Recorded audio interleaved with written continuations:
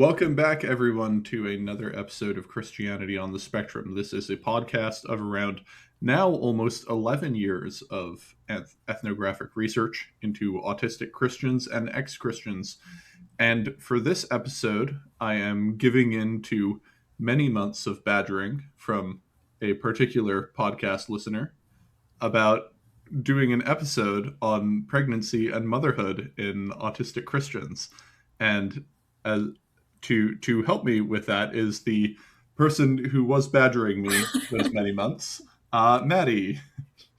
You're back. I'm back, and this will be less controversial maybe than the last time I was on. Although people have strong feelings about babies, so Yeah. So Maddie joined me for 4 episodes on autistic perspectives on a whole range of issues related to sex and gender, and those were some of the most controversial episodes that I put out. They actually got recently beaten out by a different episode with Amy Lutz that was found by a bunch of people who do not like Amy Lutz. So we will hopefully not be crossing that threshold with this episode, but we will see. who knows? I might say something crazy about Yeah, motherhood. you might. Who knows? As you were sometimes want to do. The yeah. So since you've been on the podcast, you have also born a child, which is perhaps relevant to this discussion. I have. I was pregnant last time I was on, and then I had a baby, and she's going to be 9 months pretty soon. So I have 9 months of experience. If by the tone of my voice you have not discovered that I have never experienced the joys of motherhood, I have not. However, I have experienced the joys of fatherhood for one child who is now 2 years old. Anyway, so I have some experience to that effect, but I have interviewed a lot of autistic women, and as women sometimes do, they have children. These are autistic women, they are Christians and ex Christians. In terms of interviews, I have interviewed around 250 women, and of those 250 women, 113 have carried a pregnancy to term, either before the interview or after I did the interview with them. Yeah, this is based on those people mostly, and the other writings of autistic women that I find on the internet about motherhood. Those are a little skewed though, because there's only a certain type of woman who decides that she needs to write a motherhood blog. I do take those with a grain of salt because they do tend to diverge in some pretty significant ways from the experiences of the average autistic woman. Yeah, basically, a lot of these people who I interviewed pre pregnancy reached out to me post pregnancy and were like, hey, do you have any good episodes on the experiences of mothers and pregnancy? And I said, nope. And they asked, do you have any good books? And I said, nope. And a lot of them were like, oh my God, I'm drowning. Can we talk? And I have said yes. So I have spoken and counseled many autistic women through post pregnancy crisis, which is not a set of words I ever thought I would say. But this is a thing now that you have a podcast. Women who have just had children will contact you to ask how to navigate their mental health crises now that they have babies. So also have that experience. I have found 1,600 autistic women that I know of who have children on the internet. Most of the people that I find have young children. So most of the people do not have adult children. Most of them are still under the age of like 10. Do you have any guesses as to why that might be, Maddie? um, Based on trends that I've heard in this podcast, it's either going to be because the older women don't know they're autistic, or maybe just like the older women aren't complaining about their kids online because they're adults and there's less to complain about. Yep, that's exactly it. So older autistic women tend not to be extremely online, and so much harder to find. And older autistic women tend not to know they're autistic, and so also harder to find. Sometimes I will find them because I'll interview one of their kids and they'll be like, oh yeah, my mom's definitely autistic.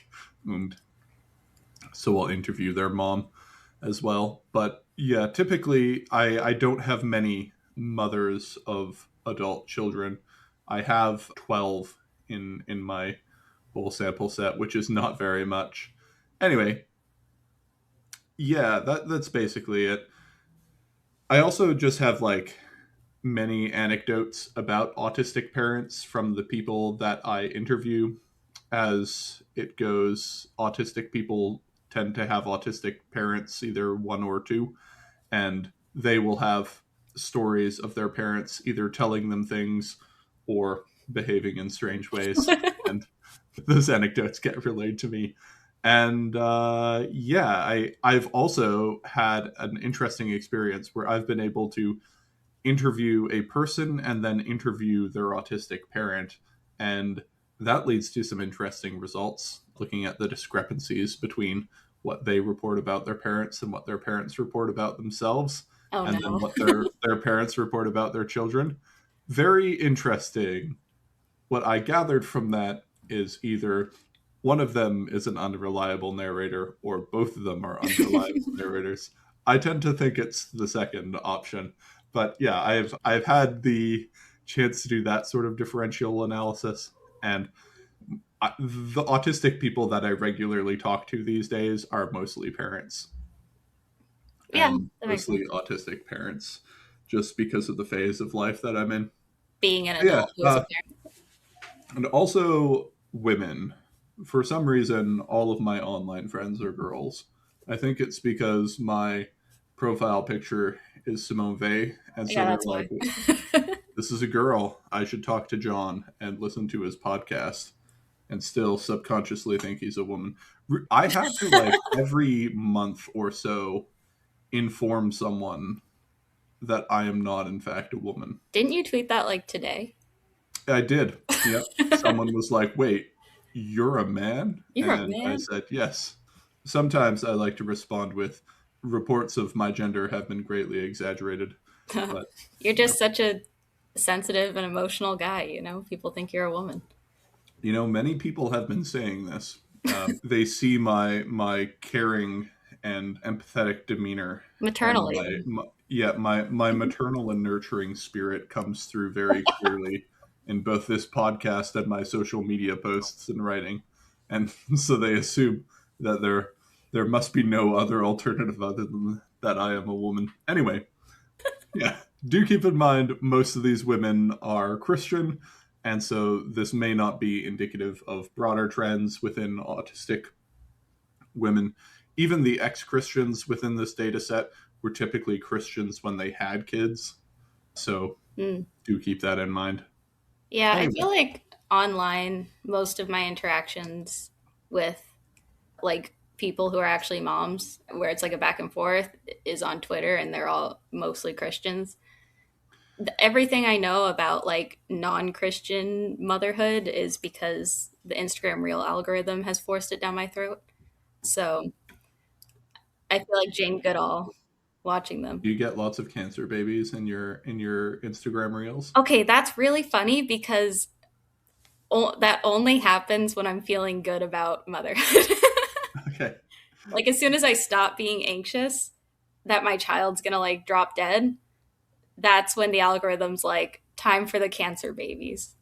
Yeah, yeah. So that's why my wife has to delete Instagram because she'll start scrolling and then she'll get hit with the cancer baby loop, which I'm so I glad think it's is not really just me. funny. Yeah, I have never been hit with that in my social media algorithm for some reason. Neither is my Uh, husband. It's so yes, frustrating. yeah, but yeah, that's the thing. Anyway, so general trends that I have noticed in motherhood and pregnancy. So, autistic women as a whole are less likely to have kids than their neurotypical counterparts. If you Makes just sense. control for everything, It's just, it's less likely. Autistic women are less likely to be partnered. They are less likely to be in stable relationships. That means they are less likely to have kids. They're also less likely to want kids if they are in a stable relationship. A lot of autistic women will report to me that I don't want kids. I don't like the idea of having kids. This is an idea that terrifies me. Very common for autistic women, especially if they themselves did not have a particularly good childhood. Yeah. They I, will, I think I'm solidly one of the, I mean, I had a good childhood actually, but besides the autism part, but um I had you know what I mean, you know what I mean. yeah. Other I than all of it, it was pretty good. well, like okay, like my parents were really great. I moved around a lot, so maybe that was a little bit traumatic, but I wasn't like severely bullied in school or anything. Like I just kept to myself and it was fine as far as childhoods go. But I didn't really want kids. I have one Yeah. now, so I've experienced like all of it. I can speak from both sides, but I didn't really want a kid. Yeah, that's super common. I mean, a lot of autistic Christian women like don't even necessarily want a husband, and they're I could go without being married ever, and then they get a husband, and they're like, okay, well, I have a husband now. I don't want kids, and then they have a kid, and they're like, well, okay, I guess I have one. What's going to happen now? Do they end up with Sorry. more? Is that what happens next? It really depends. Sometimes they end up with more, and sometimes they go, oh wow, children are terrible. I should be on birth control for the rest of my life, or my husband should get a vasectomy. Yeah, okay. I For, talking for, to you for a is subset. still crazy because you'll just like describe everything going on in my life and you're like, yeah, there I've talked to several women like this and I've never met any of them. So, Yeah, nope, they exist. Many such cases. In general, if they do have kids, they are typically having kids 3 to 4 years later than their peers. I got those comparative numbers from just the StatsCan registry. Looked in a few other places. Generally speaking, autistic women have kids later. I don't know if this is because they wait later in their relationships or if they just don't get married as soon because of relational issues yeah. or what goes on there. But generally speaking, it is far more common for autistic women to have kids in their late 20s, early 30s than it is for them to have them sort of mid 20s. Yeah. I mean, I was 25, so not Yeah. late, but not Yeah. early. But generally speaking, the trend is 3 to 4 years later than their peers. Often they will have fewer kids than their peers, with some notable exceptions, I'll say. I have some autistic women with a lot of kids, and some of them with not very many, but typically they'll have like zero point 0.3 kids less than the average autistic or than the average non-autistic woman. Is If you it just average it out. is there like a type of autism? I felt like in my pregnancy and when I had the baby that this person had to be out there. But is there an autistic woman who like motherhood becomes like her special interest and she goes all in on it and then she like reads Hannah's Children or whatever that book is and has 12? Yes, yes. We were going to get to that later in the episode, but that is a type. I have I have met like 4 or 5 of them. Wow. So I prayed for that to be me when I was pregnant. It didn't happen. yeah, not a whole lot, but yet sometimes they develop a special interest in like obstetrics and gynecology and pregnancy. Sometimes they do placenta art. That's Um, sick. That's cool. I support that, I think. cool. Yeah, no, I met an autistic woman whose special interest was placentas and was just super into placentas, which, I mean, as far as things to be into, that's a fine thing to be into if you're also a mother, I feel. Yeah, it's the right person to Yeah, do it. yeah. Would be much weirder if you weren't a mother, I think. But they were. And I did clarify they did not develop this special interest before becoming a mother. was Okay. only during pregnancy that they developed it because they started reading about pregnancy and being like, wow, placentas are very cool. Anyway, so that was their whole thing. That was my follow up question. Was like, when did that happen? Yeah. Yep. That's generally it. So, That's so cool. yeah, a really big trend that you see sort of across the board with autistic moms that you don't see in other groups is there is a very consistent and constant complaint that they do not relate to or others understand other moms or mom groups. It is a sort of constant complaint across most autistic women. So for this podcast, before we recorded it, I thought it would be funny if I interviewed my autistic mother about motherhood. And yeah, so I did that, and I'm just gonna play a bunch of clips that we had for this interview. And so Yay. anyway, I sent Maddie the full interview, and she, I think, is quite fond of my mother I'm a now. big fan of So, John's mom. I love her. yeah, I think I love my mom too. But yeah, I asked her if she related to other moms or mom groups, and here's what she said. Um, well, some of them. It depends. Not all mothers. No, not all children. Certainly fewer. And I think perhaps I put some of that down to um, being kind of a fish out of water in where we lived, and my lived experience was not the same as other people's, certainly educationally and work-wise. So because we lived in a rural area, there weren't many people with a PhD in virology around to hang out with. So sometimes you just put it down to being uh, in a different environment rather than being different. A lot of a lot of mothers that I talk to talk about how they feel a very weird sense of alienation from other mothers because they're always talking in flowery and excited terms about their children and they really don't get it. Did you have that experience? Yes, somewhat.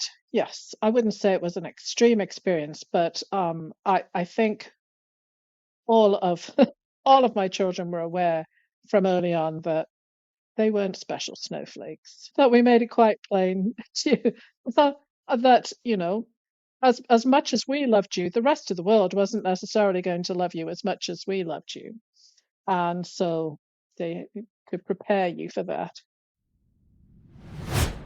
Yeah, so generally speaking, the trend that you get with autistic mothers is they don't really like get it. Basically, the sentiment is sort of like, so there are these moms and they talk about motherhood and they talk about experiences and they form social groups, and I've never really integrated well with other women, and now it's not only integrating well with other women but with their small irrational children, and I don't know how to do that. So on a good day I had a lot of difficulty with it, and now I have children and that's just even harder. Yeah, I think there's a weird thing where like having a baby becomes like, so when I was a kid, I when we had like guests over at the house, I guess I didn't know how to talk to them or something, and I would bring out a toy or usually a stuffed animal as like an icebreaker because it would be like something to talk about. And I think having a baby now is like that.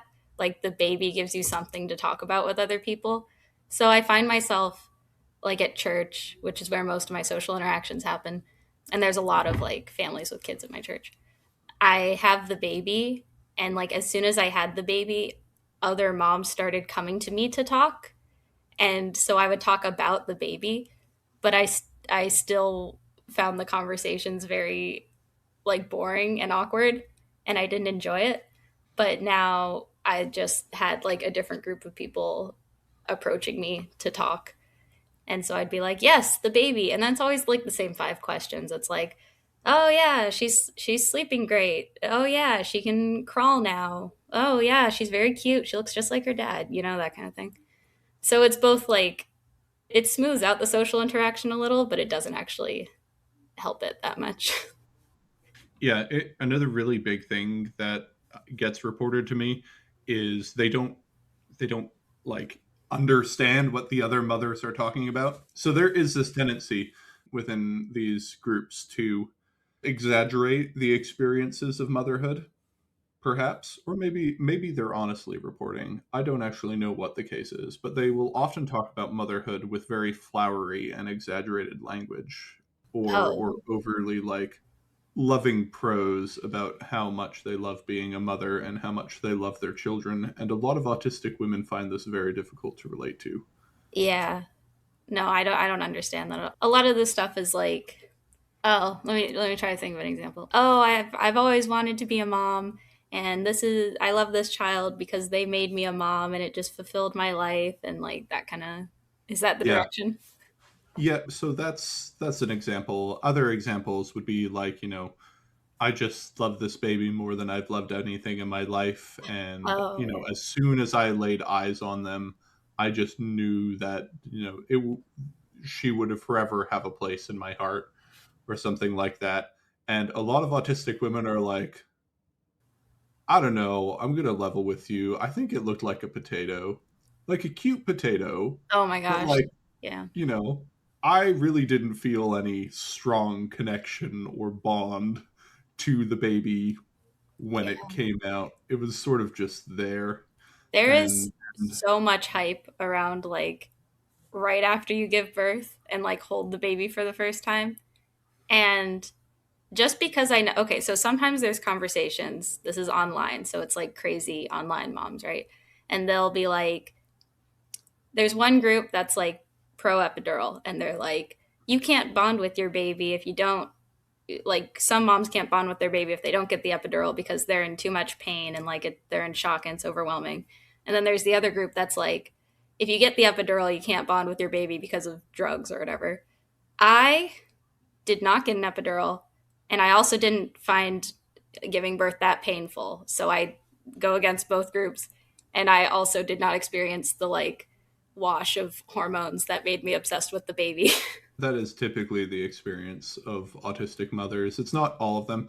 I have found a very interesting correlation, though. I did not think of this correlation until you asked me to make this episode, and I had a intuition, and I'm excited. it turned out that intuition was correct. Do you know what other factor having strong bonding with your baby correlates with within my Oh, autism research? um, I don't know. Okay, actually, I don't know. I was excited for the guessing Okay. part, but I don't know. Okay. So 85% of autistic people do not experience this. Don't experience the bonding thing. No, don't experience Oh, this other phenomena that it's related to. um, Emotional, ecstatic, spiritual experiences. really? Oh, Yes. So okay. so around 15% of autistic people experience this.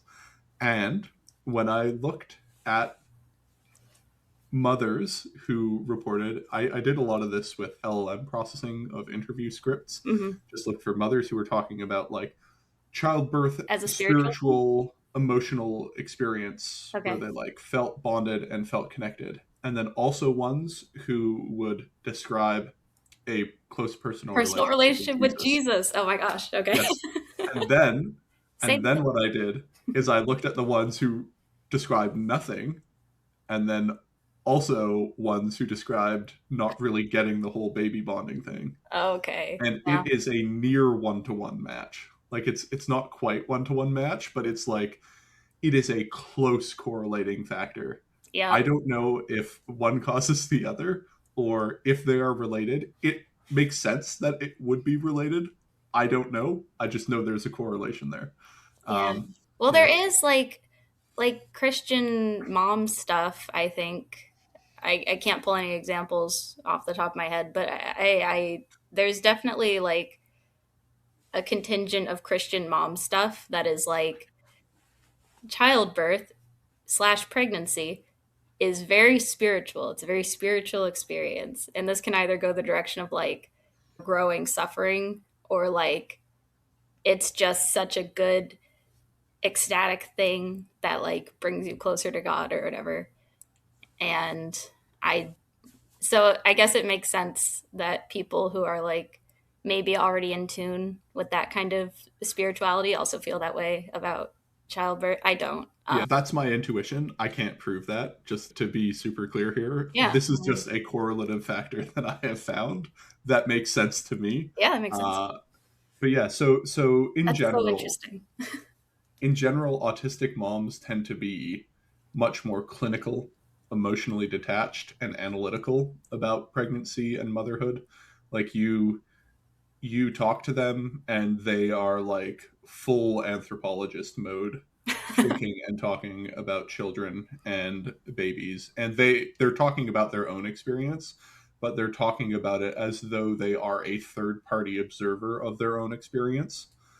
And yeah, you don't see that a lot in other motherhood blogs. And like a lot of autistic women, the way that they deal with the stress and the difficulty of pregnancy and childbearing and like motherhood is through intellectualization, right? It's one of the very Mhm. common coping mechanisms that autistic people rely on.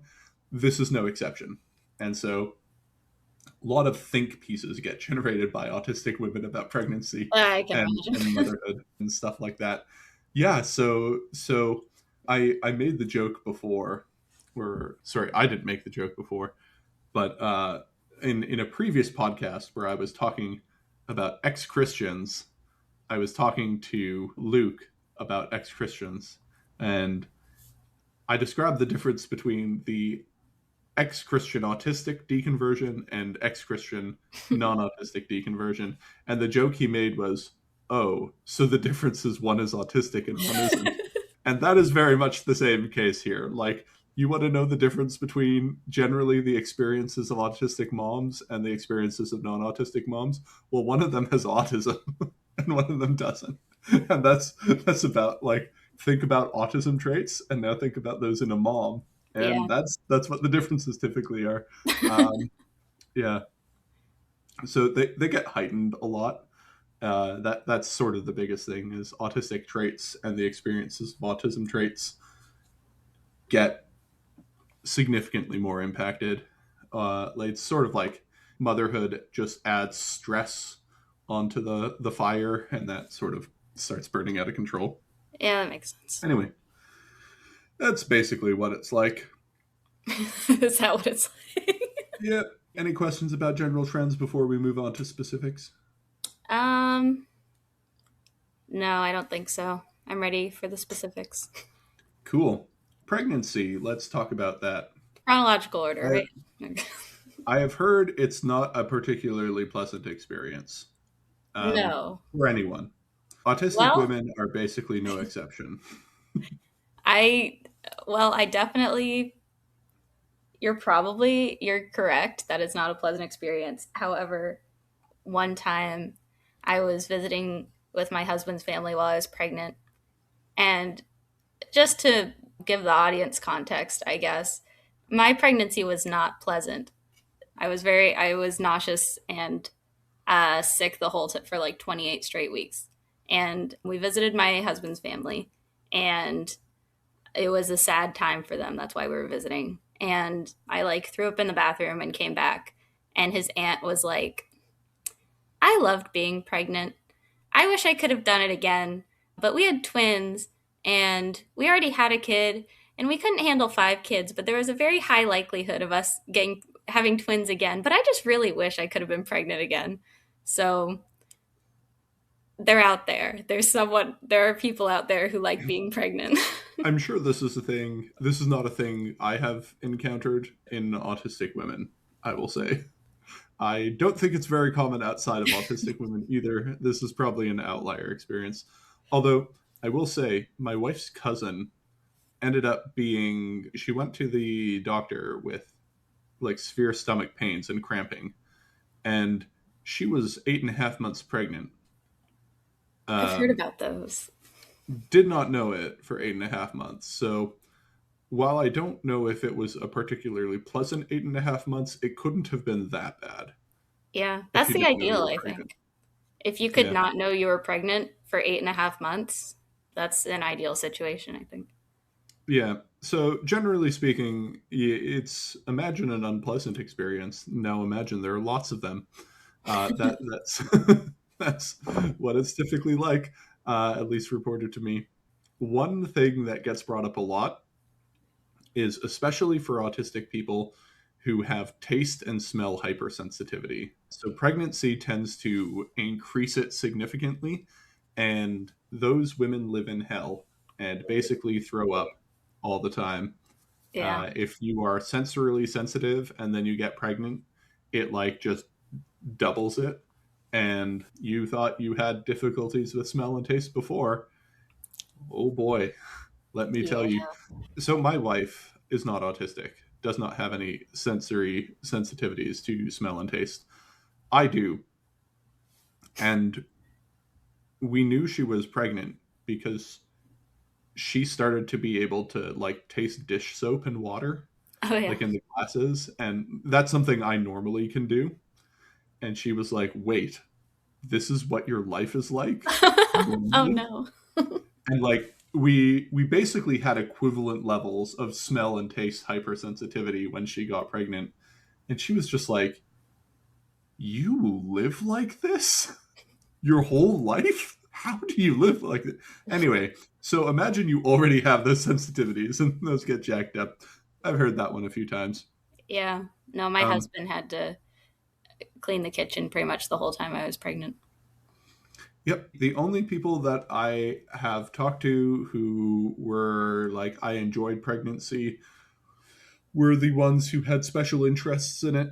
They didn't find it pleasant though. Like it wasn't, it was like, I enjoy this in the same way that some people enjoy like long distance marathon running. Oh, okay. Like you're still in a lot of pain Like they're and it's invested not comfortable. in the practice. Yeah. Yeah. I guess it seemed like that. Yeah. Experiences of pregnancy range from sort of, meh, it sucked, but whatever. Wasn't that bad, to please end my suffering. That's sort of the range. Generally speaking, they report that it gets easier with subsequent pregnancies, but Nice. it's just generally speaking. Often, autism also comes with things like connective tissue disorders, Hmm. and that makes pregnancy much worse. So, that co occurring factor tends to exacerbate things. Yeah, so this is sort of related to pregnancy. It's sort of pre pregnancy, but birth control. Yeah. So we're not in Yeah, chronological order. Oh, well. yeah, Um, we're not. I mean, I can maybe reorder this. Maybe I won't. We'll see. nah, you're But good. yeah, so birth control. I did ask about Autistic women have many thoughts on birth control and how it leads to pregnancy. There are that. That's so basically two surprising. camps. Camp one are the Catholics, and camp two are the Protestants. So What about that's Orthodox? basically, Are Orthodox I chilling mean, with the Protestants? the Orthodox are, I mean, I don't have enough Orthodox autistic women in my data set to Well, be that's able to make sad. I guess strong I've never asked conclusions. about that. I do have some Orthodox autistic women in my data set. None of them are mother. No, like one of them is a mother. Mm, A lot of non-mother autistic women, Orthodox women in my data. Anyway, mm. but basically, you have Catholics, and the Catholic girls are in the trenches. Like, like Yeah. there's. I'm often reminded of the poem by Wilfred Owen called Apologia pro Poemate Mio. And in this poem was a response to someone saying, why don't you guys cheer up and write about something nice? And his response was Apologia pro Poemate Mio, which is about how he experienced the war and suffering in war and was able to recontextualize some of this suffering. And the last lines of the poem are, you shall not come to think them well content by any jest of mine. These men are worth your tears. You are not worth their merriment. Anyway, that's how I think of a lot of autistic Catholic women Mm. who rely on NFP, don't want kids, and then end up with five. Many such cases. This has happened more than once and has been reported to me by these women, and they're like, to be honest, I did not want kids. I have kids, and they are a blessing to me. But had I been able to start the clock again, I would have been a consecrated virgin. Had I known that this is what was going to go on, I would have dedicated my life to the church. Yeah, so when you are an autistic woman and you are Catholic, the chances that you will take the Catholic Church's teaching on birth control seriously is Yeah. pretty high. And I mean, I took you, it you, seriously even after I stopped being Catholic, so.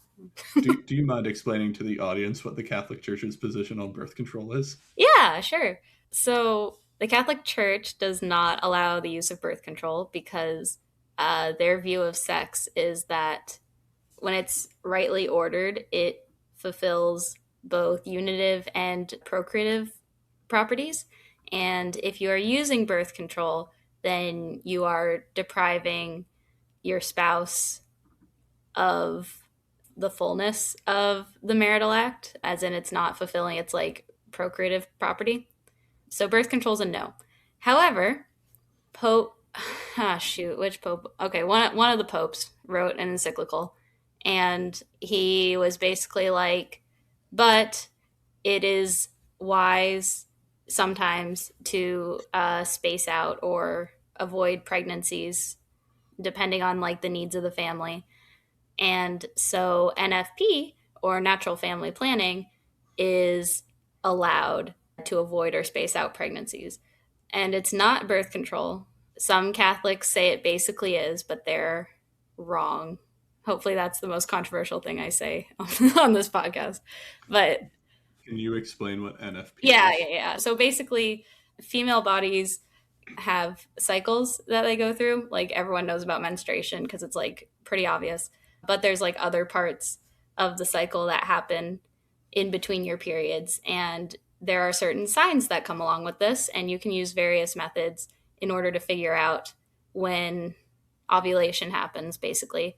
And by knowing when ovulation happens, you can have sex at times without birth control and avoid pregnancy. You know, if you it involves tracking like body temperature and mucus. There's different methods. Um, if you use them perfectly, they pretty much all work. No one uses any birth control perfectly though, so that's why babies happen often. But you can say like, "Oh, I ovulated on this day. It's been 24 hours. Eggs don't live longer than 24 hours, so we can have sex without contraception, and I won't get pregnant this month." Yeah, so that works to varying degrees of success. It can also help And you if you're trying to get pregnant. yes, Yeah. yes. Yeah, so a lot of autistic Catholic women end up with babies that they did not necessarily want at the times that they ended up getting them. Yeah. Uh, that is not to say they don't love their babies. It's more to say that if they had the ability to have been pregnant later, they probably would have chosen that. That is, yeah. Some Catholic women will still go on birth control just because they're like, well, it's either this or my children don't have a mother. I cannot do this again.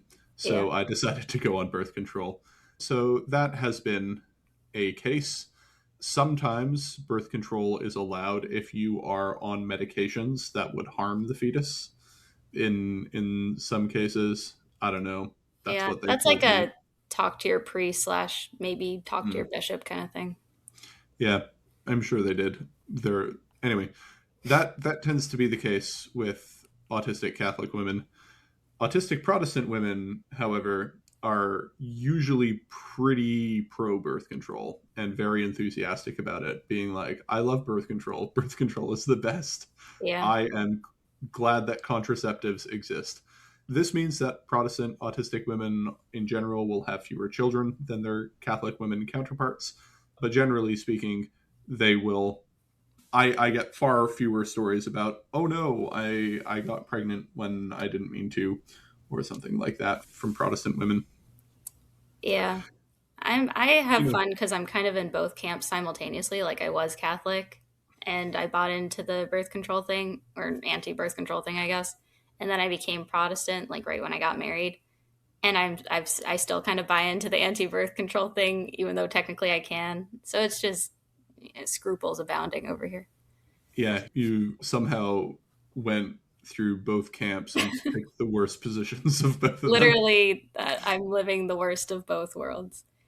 But Yes. it did. I Um, mean, my child was on purpose. It was a spontaneous plan, but it was planned.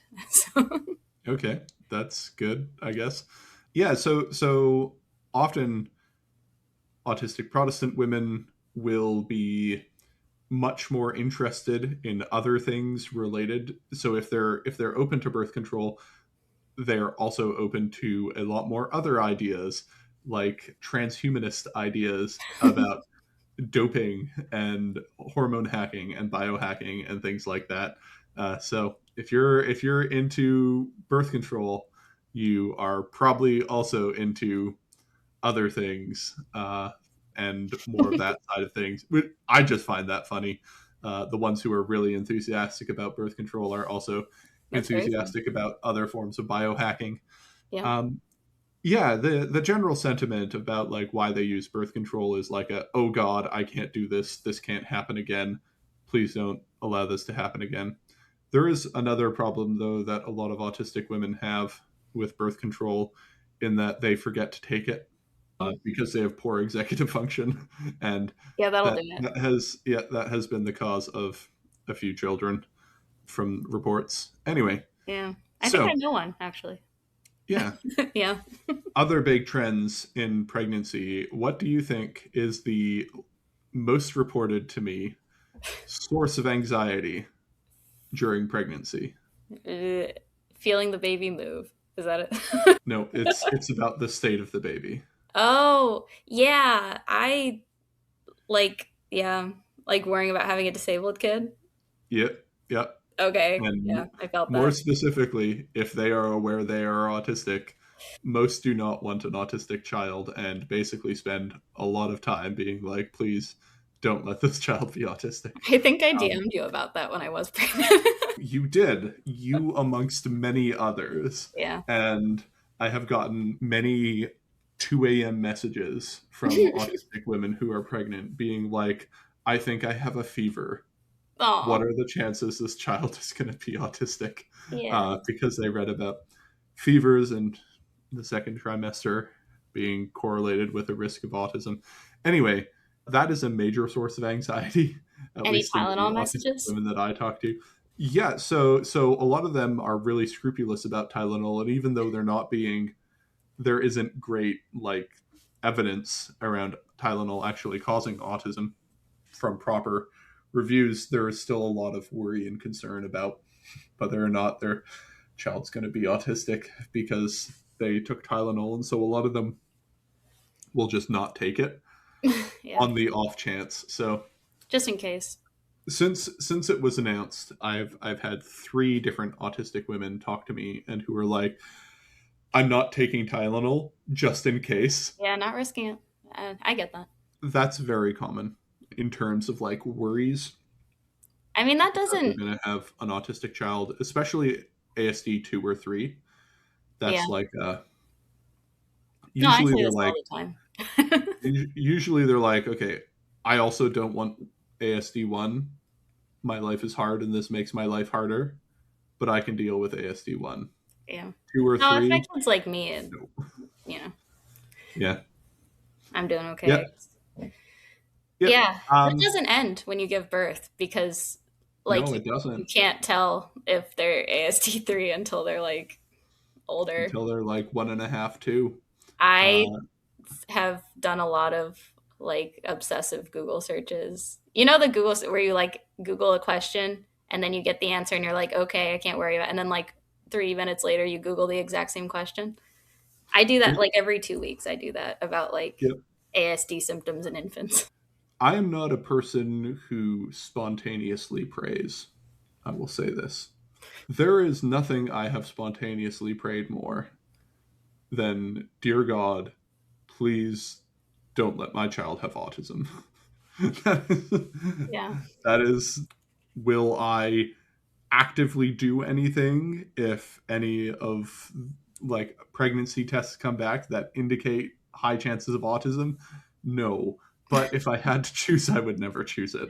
Oh Even yeah, even ASD1. It's absolutely not. anyway, and knowing that there's a very large component to it, I watched my child like a hawk Yeah. for any signs and just like sat there tracing eye contact with her and No, doing I'm all sorts currently of doing things. that. Yeah, My child is so sociable and she loves people and she waves at people and she like so is makes mine. noises back and forth, but I'm like, I don't think she looks me in the eyes enough. Yep, nope, same. I had the same thing. And, two of my siblings have an autistic child each.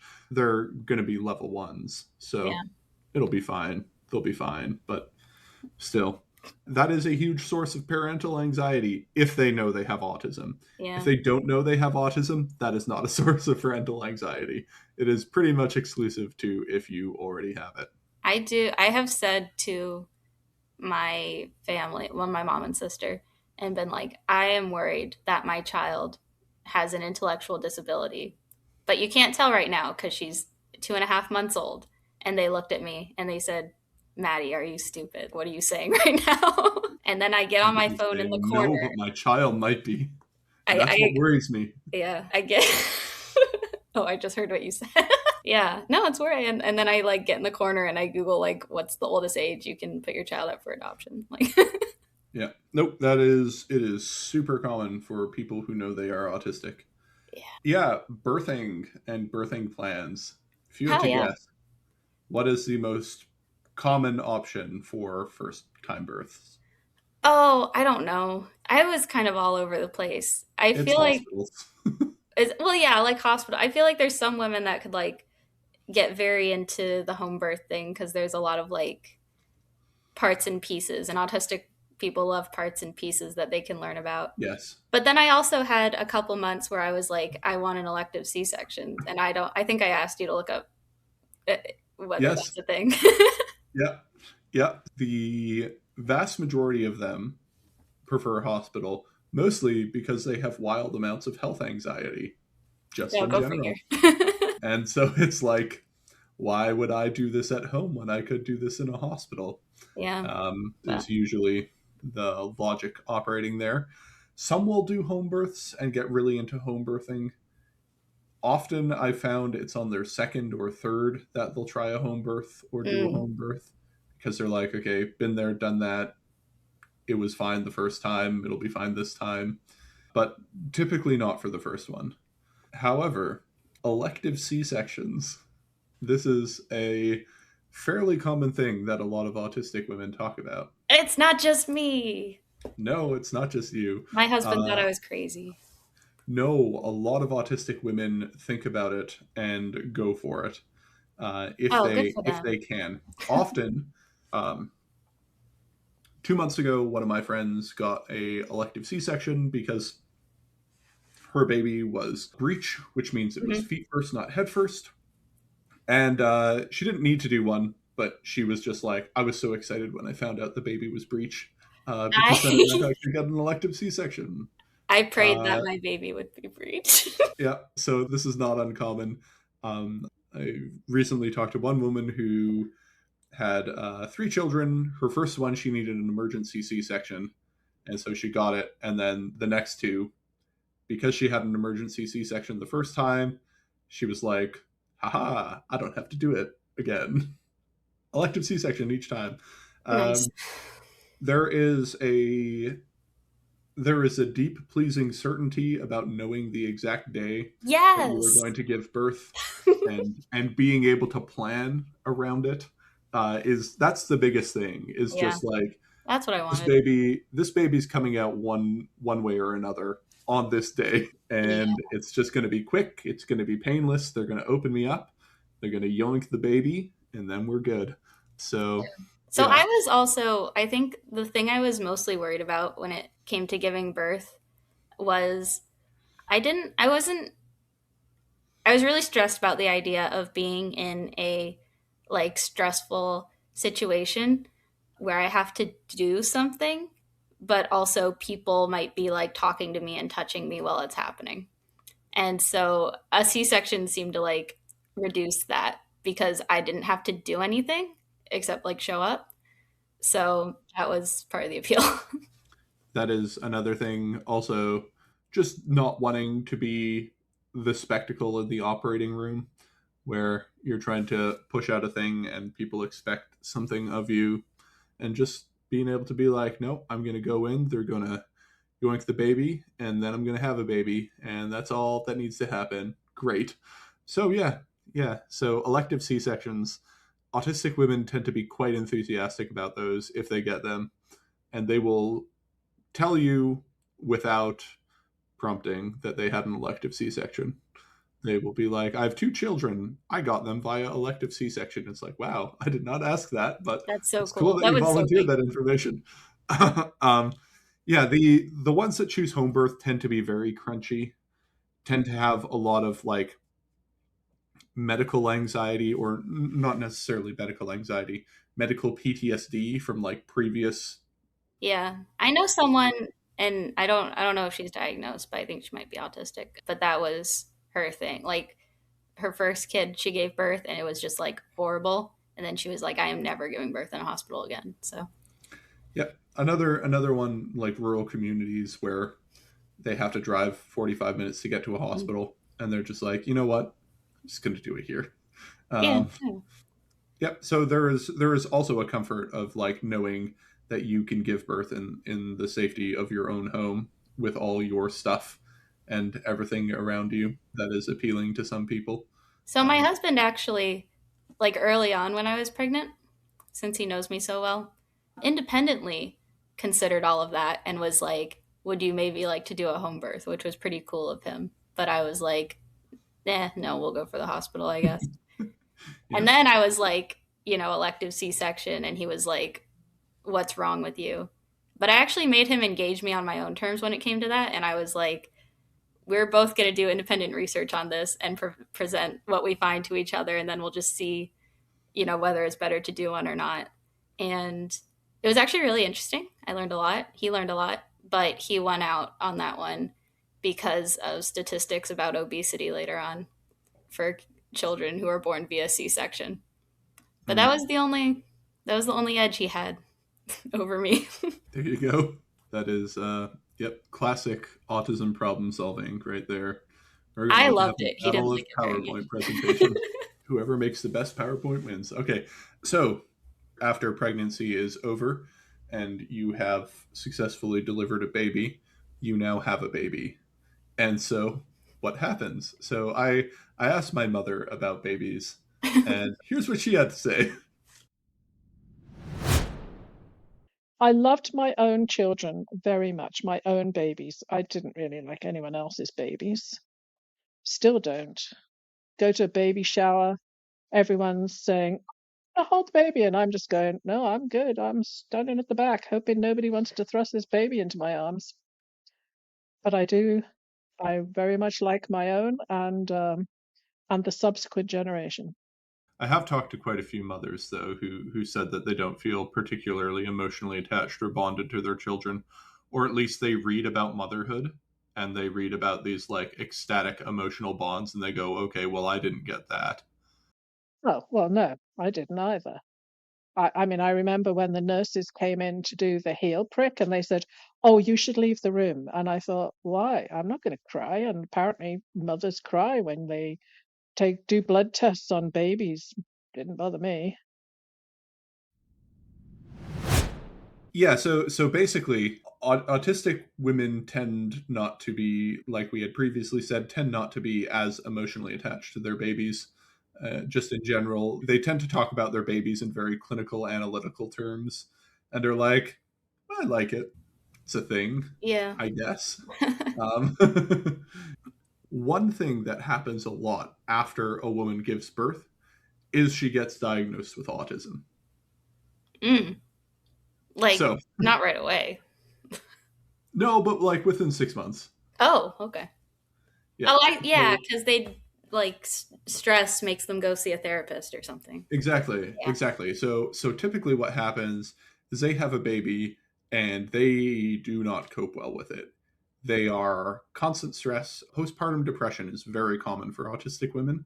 I don't know what the how, like, what the differentials are between it, and the data that I have wouldn't properly track that. But like I looked up, how on average, how frequently do autistic or how frequently do women get postpartum depression, and I was like, that seems super low because the amount of women I've talked to who've had postpartum depression is just massive. It can't be like, I did. I was really 5%. depressed for like 3 months.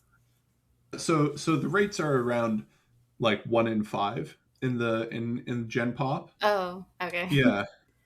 And it was like 3 in 5 in autistic women that I talked to. Yeah, So that sounds about right.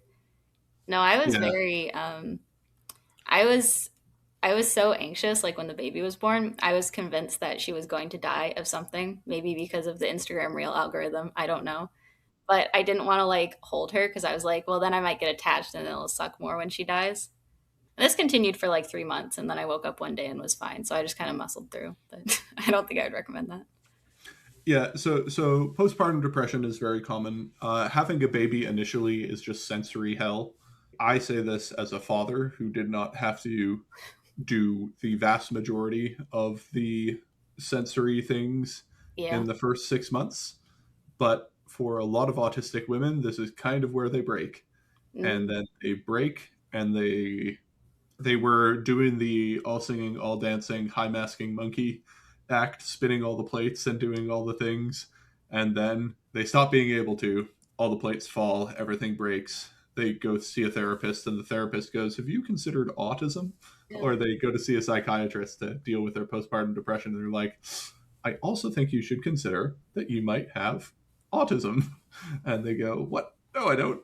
That's And then they end up having it. So that is not an uncommon story, and it basically happens because the baby is just comes in like a wrecking ball to hmm all of your life that you had managed previous.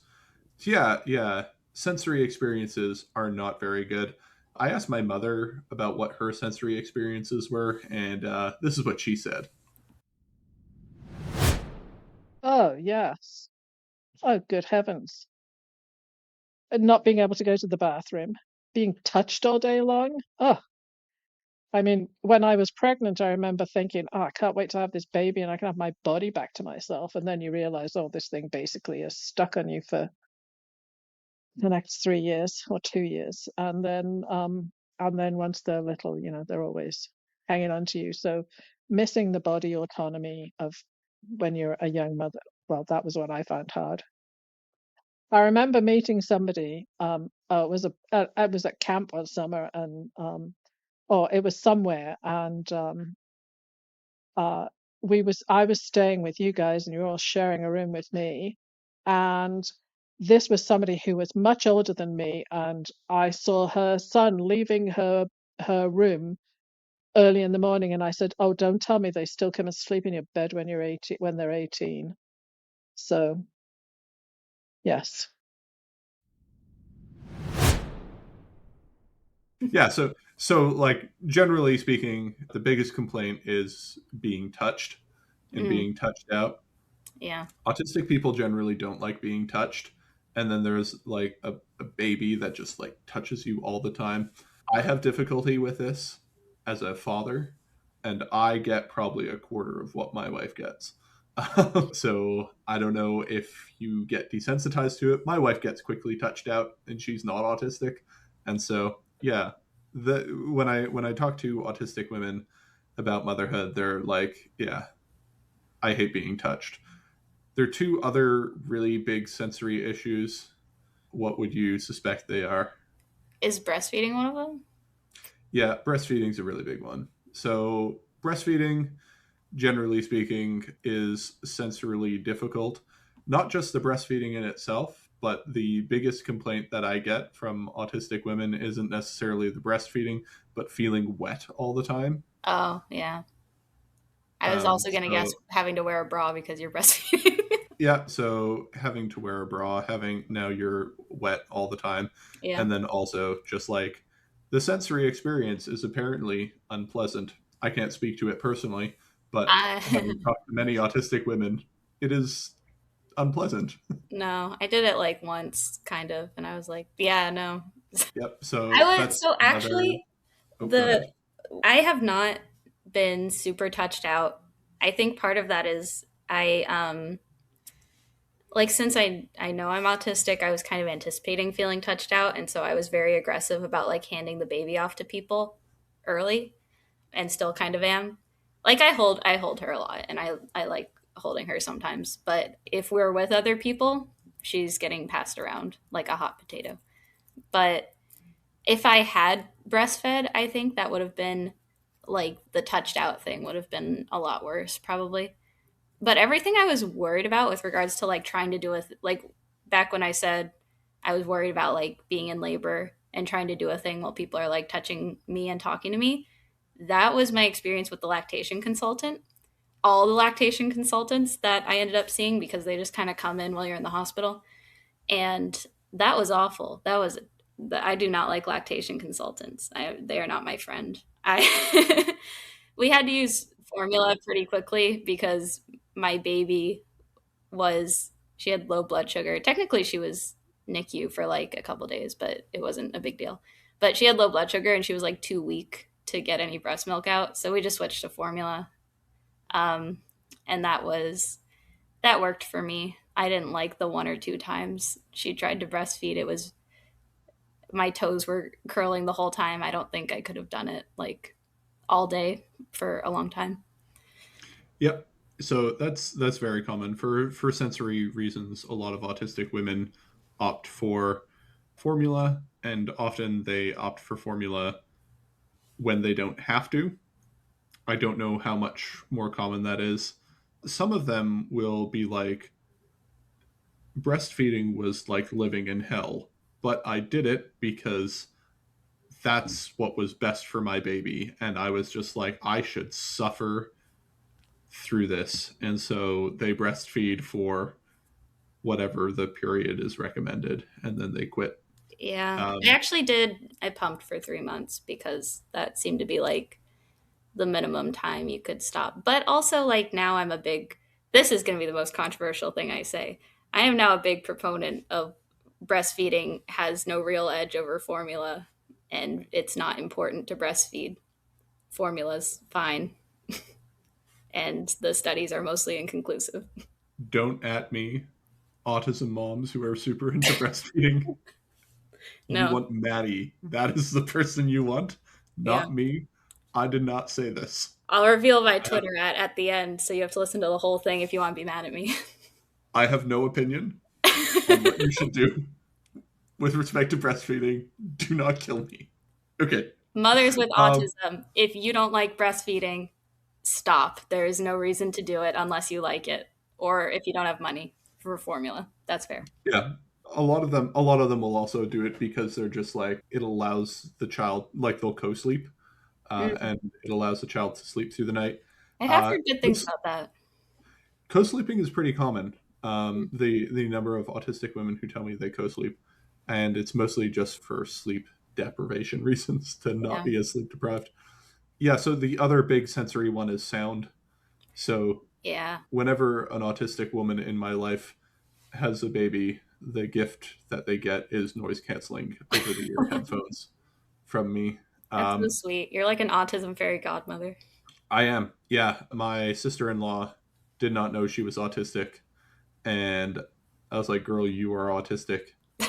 You have sensory issues that you need to deal with. And she's like, no, I have what are like the Apple Oh, ear like pods, AirPods? AirPods. That's what they're Yeah. called. She's like, no, I have You have noise AirPods. canceling something. And I was like, no, you don't need. You need full on sped phones. Like you, they need to be fully covering your ear, and you need to be able to crank the volume. Like, this is anyway. And she was like, wow, my life got so much better once I put these on. Pretty much every autistic woman in my life that did not have noise canceling headphones, who got noise canceling headphones, was like, wow, how did they not murder their babies without these in the past? Yeah. lot of autistic women will be like, I now understand why they tell you not to shake the baby. Mm. Yeah, I actually have the best baby ever.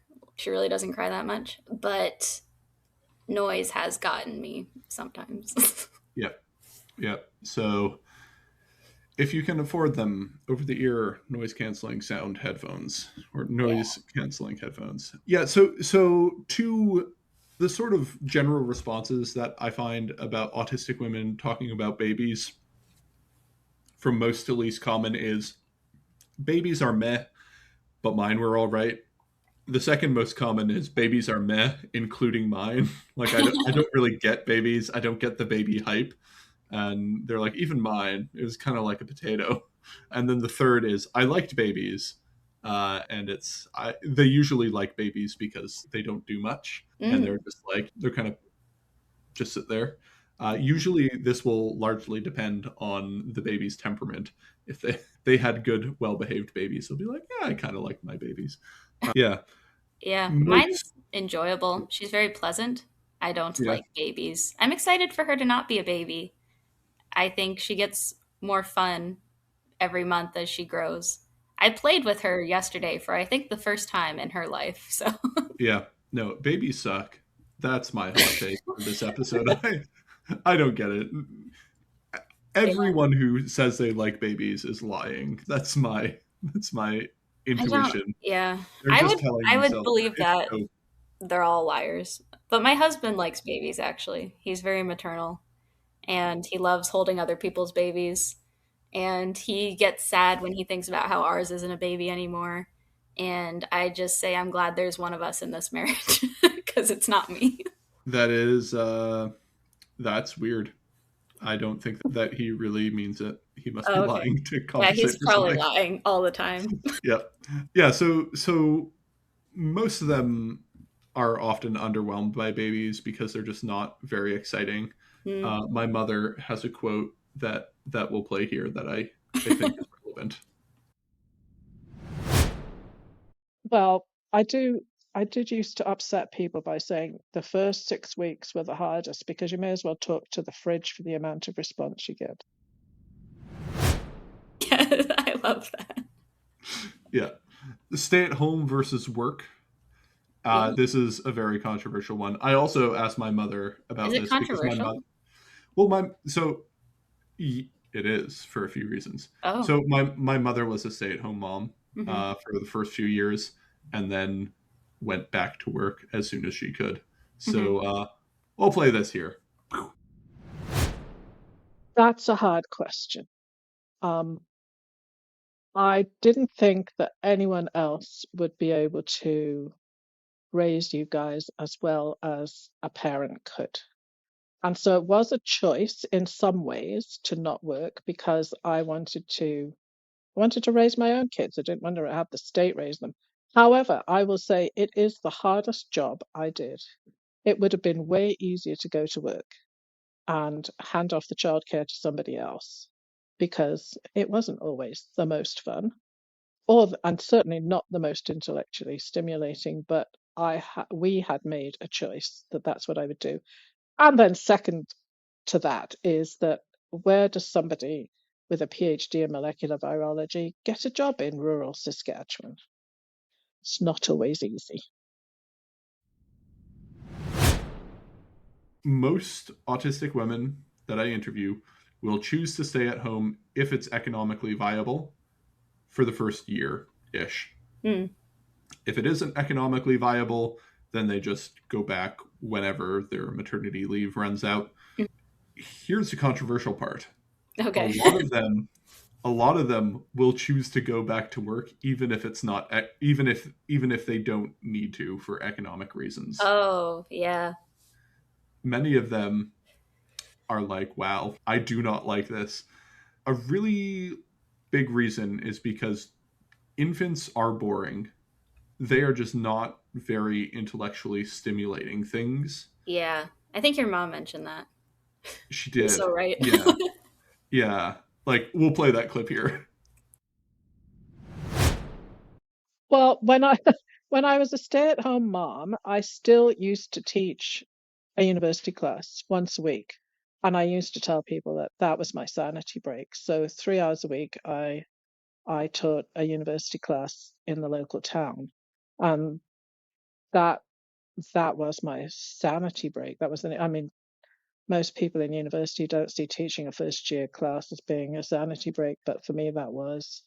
I really enjoyed that.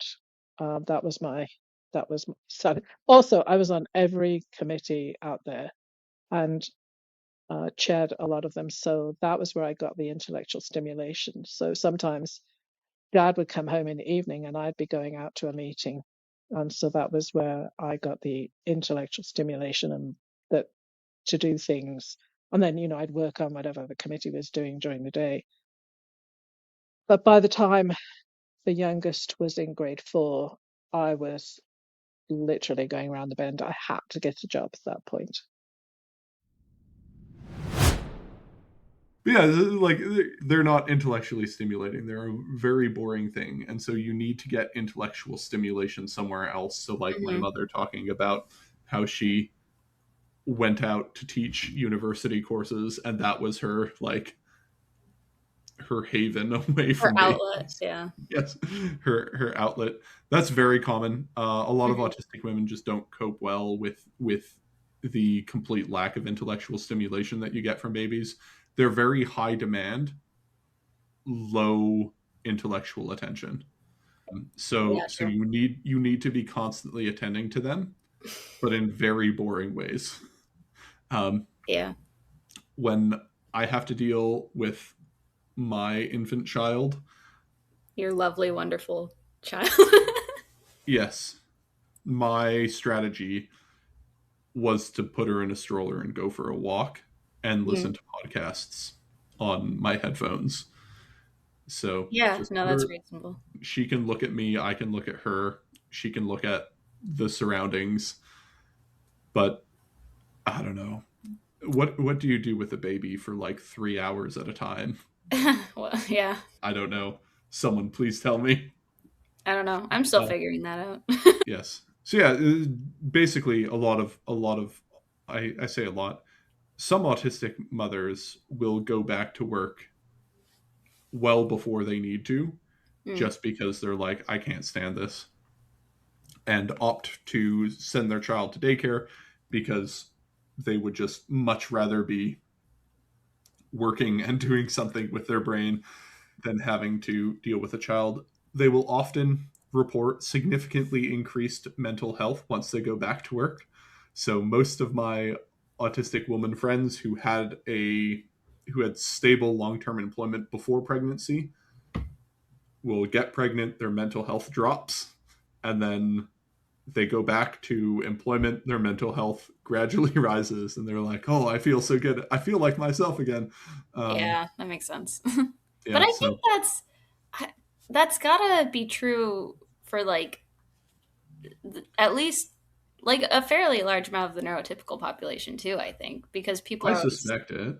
getting excited over daycare stuff and saying like, ah, they all need to stay home. So clearly there's like several women out there who would rather go back to work. Yeah, and, like I don't know how common it is. I just know that a lot of autistic women are like, "Thank God I don't have to deal with my children anymore." Yeah. Um, there's at one point in my interview with my mother, she said, "I thanked God for the yellow school bus every single day." She just Oh, talked that about was it. so funny. Yeah, so that's common sentiment. Children aren't very exciting. Some autistic women, however, basically can't do children and work at the same time. It's just too much for them. Yeah, that would be Um, me, I and fear. and so they basically just only do children and are like, this is the burden I will bear.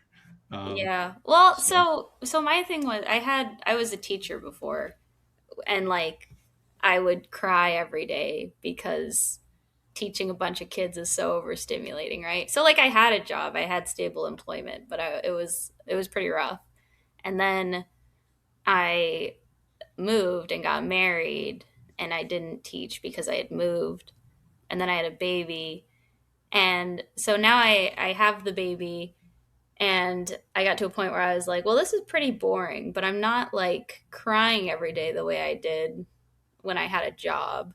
So I've got that going for me at least. And maybe I can solve the being bored thing.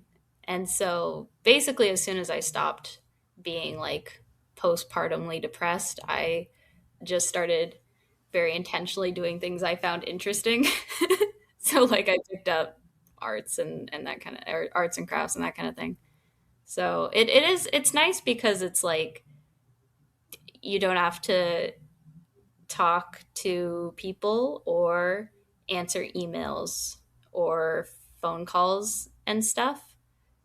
And it's like a job you're trading a like the stressors of working outside the home for the fact that your job is now just all the time, but you have more control over it. So that's cool. My wife, who is not autistic, reported she was glad she got to stay home with the kid for 2 years, but also really glad that she had to keep her nursing license, so she had to go back to work. And we put the child in daycare. She was like, she needed to go to daycare. I will say, though, our child is extremely extroverted and needs people and just loves people and How'd you is guys just, manage that? I, it's from her side for sure, not from me. I can tell you that for free. She loves being with people and seeing other people, Hmm. and so daycare's actually been great for her. Yeah. But yeah, no, my wife and I over the Christmas break when daycare was out, we're going a little stir crazy. But yeah, so after the infancy stage, the overwhelming report is that it each stage gets better. So there are people who say things like, it doesn't get better, it just gets different. That is a lie, according to everything that I have found. It gets better at pretty much every stage, Yeah. unless there is some sort of like, you know, tragedy or something like an accident that takes away the child's function. Yeah. It gets better. Well, it's just very cool. The coolest parts, so, to me so far of having a 9 month old is when she like learns to interact with the world in a cool and new way. And like once you can talk, I imagine this opens up even more. Because currently it's like, oh, she figured out how to play with this simple toy. Okay, but imagine if I could explain like the War of the Roses to her, you know? Yeah, that's basically what my mother said when I interviewed her. We'll play the clips here. Oh, every stage got better and better. And so, the supreme stage right now where they don't live with me, but I get to talk to them and they bring me grandchildren to play with for short periods of time. Yes, definitely. I would rather have had a terrible two tantrum than a 3 month old and you don't know whether they're crying or they're colicky. Well, I did used to upset people by saying the first 6 weeks were the hardest because you may as well talk to the fridge for the amount of response you get.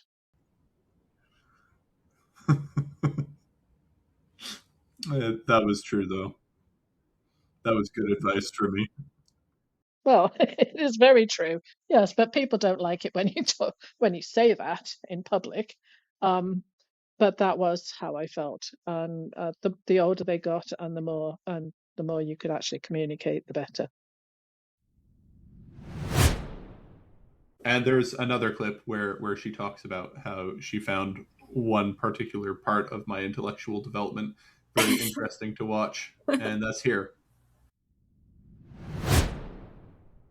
I mean, I'm sure I've told you the story about when you were 3 and you were sitting on the end of the fireplace and you were sitting there quietly and doing just looked like to me like you were playing with your fingers. And then you came to me and you said, "This is all the ways you can make 6 with your fingers." And I thought, oh dear, you shouldn't be doing that for at least 3 more years.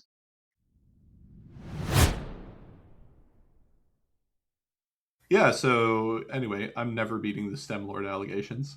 That was so when I first listened to that, I had to like pause it because I was laughing so hard. Yeah, no, that's fairly typical me behavior.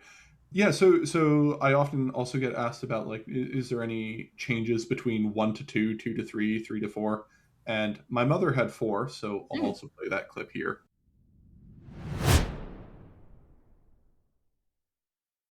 That was easier because then they start to entertain each other. So I am not the sole source of entertainment. And also, the old joke about the fence getters, because, once they become 6 years old and they can actually open a fence for you or open a gate, yeah, they help. You can help out. But um, adding adding the number two, that was probably the most challenging because the first one's obviously been alone with you. Um, but adding 3 and 4 was less traumatic for everyone concerned, I think. Partly because you knew what you were getting into. So Queen. yeah, the typical progression is 1 to 2 is pretty hard because you're going from like having a child who's used to only you and now they're not, and so everyone's dealing with change. If that child is autistic and then has to deal with change, they don't always take it very well. Yeah. Um, yeah, 1 to 2 is typically what they say is the hardest. 2 to 3 is different for other reasons, and overwhelmingly with the autistic women that I've interviewed who have more than 4 or who have more than 3, basically say after 3 it's already as bad as it can get, and it's just throwing more onto the pile. Yeah. Right, so Someone said that so to me today, actually. It's a weird conversation. yeah, basically by the time you have your third, the first one is sort of old enough to do some things, and so that slightly lessens the burden. And then also you're already not keeping up with anything, so you don't feel the need to keep up with everything, and you are already outnumbered by kids, and so you don't feel the need to Yeah. not be outnumbered and to be on top of everything. And apparently my mother just said your standards just lower so much after 3. Yeah. And One it's of just my like, well, one of my favorite Twitter users said that like once you have more than when you have 3 kids, you're still trying to keep up with the expectations of modern families, and then you have more than that and you just yeah, it's not happening. yeah, we all love Time to Be Born. Yeah. She I love is Time to Be Born. if you want to know how most autistic women process pregnancy and motherhood and everything like that, follow the Twitter account Time to Be Born, time spelt like the herb. She gives, I mean, You have to scroll back though, because she's not dooming as much now as she, yeah, which we're all so glad to see, by the way. we're all glad she's in a better mental health state. But Yeah. yeah, also taking low dose tea, hilarious. Every time. I don't know. Love it for her. Love it for her. Um, so funny. Also Like super predictable. I cheered when I saw that post, genuinely. Yeah, yeah, same. I was like, you go, girl. Biohack your way out of depression. Um, but yeah, she's very typical of autistic mothers in just processing raw thoughts out loud and like, oh, I'm used to hearing all of this. Yeah. um, But she's not the kind with a bunch of kids that's like into it. yeah, no, she's the kind with a bunch of kids who's just got a bunch of kids who Yeah. I'm sure she loves, but Yeah. They sound delightful. Like also when she talks about her kids, they sound delightful. yeah, but also very clear that she is in the trenches. Yeah. Yeah, so the most common route for women to get diagnosed is as kids get older. Mm. And the reason is because those kids get diagnosed with autism. and And they and go, they wait get a second. diagnosed along with their kids. They Yeah, say, hang the on, my kid's normal. I was just like that. I had my first ever viral tweet on Blue Sky. That On Blue was Sky. on Blue Sky. The first time people actually liked my jokes Wow. um, was I said, "There's a new autistic Barbie out. but no one's talking about her mother, undiagnosed computer engineer Barbie, about to get the surprise of her life when she starts to argue with the evaluator that these are all normal childhood behaviors that she had when she was the same age. Yeah, I asked my mother about this, and like I'm like, how did you not see that I was autistic earlier? And here's what she had to say. You never suspected at like age 4 that your 4-year-old obsessed with the No, I Bismarck, didn't think that was odd. doing nothing but reading the Bismarck book was out Not of the really. ordinary. Well, not really, because I lived with your father. I just thought it was cool that you had a passion about that. But I mean, my own childhood, I was very into rocks, so I wasn't surprised. But it didn't Hmm. strike me as being that odd. It was just, a little eccentric. I guess that's what I should have been my first clue. And probably now I would have realized much sooner, but nobody talked about autism that much then. Okay, yeah, fair enough. But then you're also your father's children. Um, and my father clearly is, I think, the textbook case of Asperger's syndrome. Well, and probably 12 of his 13 siblings. Yeah, Well, yeah. maybe seven of them. I was going to say And probably certainly probably half. and some of his uncles too. Yes, and It the was a ones who a didn't get it long got line. nicked. Yeah, you came from a long line of odd ducks. It turns out my mother was a rock artist. Did not know that. Yeah, makes But sense. yeah, so it's like, yeah, we didn't think this was weird because number one, your father is, my dad is the most autistic, like the most Asperger's man you could think of. Is he? Oh, oh God. At our wedding, he gave a welcome to the family speech to my wife where he favorably compared her to a cow. So, That's so crazy. his speech was about how he's noticed the boys from around where we grew up select their wives like they're selecting cattle at an auction, where they select for like big, strong, broad women so that they will have strong, healthy, hardy offspring, because that's how you're taught to buy cows at an auction. And so he's like, I've noticed that a lot of boys from around where John grew up do this. Unfortunately, I don't think that John learnt that lesson because she wouldn't be a very good cow. And he says this to like an audience which do not know him. Most people at the wedding Oh don't my know god. him. They are like people, they're my friends from around Kingston, Ontario, who I went to like military college with, because we had a wedding away from my family, and they were all just like, what the hell is going on? At one point, he tangents to start talking about developments in Saudi Arabian plow technology for farming implements. No way. He used to design farm machinery, and he's just like, I was reading this great article about Saudi Arabian plow implements. And then he tries to quote the entirety of a country song, but forgets the lyrics and can't read what he wrote down. So he starts asking my brother, who does not know the song, to fill out the rest of the lyrics. Anyway, it was the biggest train wreck of a wedding speech I've ever witnessed in my life. That sounds amazing. Yes. Yes. Anyway, so yeah, So yeah, you seem yeah, normal by comparison as a child. yeah. So I seem very normal. There's a very funny clip from the interview about my mother talking about like I was obsessed with Nazi Germany as a child, and I was Naturally. like, how did this not trigger any alarm bells? I think the thing that I did think was amusing was that when you were in kindergarten, you knew way too much about the Third Reich for a kindergarten kid. And it was a good job that we came from a small town where everyone knew us.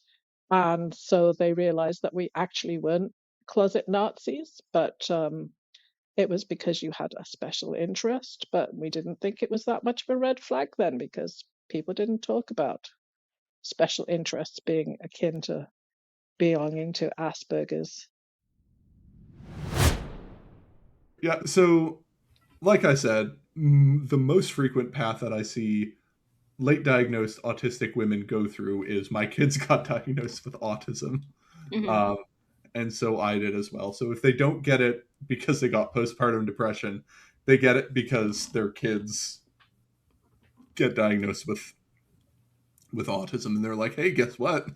Yeah, another pathway is their friends start having kids and their friends are autistic, and so then their autistic friends Mm. are like, hey, Sarah, guess what? Yeah. I'm autistic, and if I am, you are too. Or You're perhaps not the getting away. brother-in-law. Mm. Yes, perhaps. Um, yeah, in one case, so my sister in law is autistic, and she I had never talked to her really or spent much time with her, and then I went home to visit them, and yeah, I talked to her for an hour, and then I went back to the car with my wife, and I was like, holy crap, my brother married an autistic woman.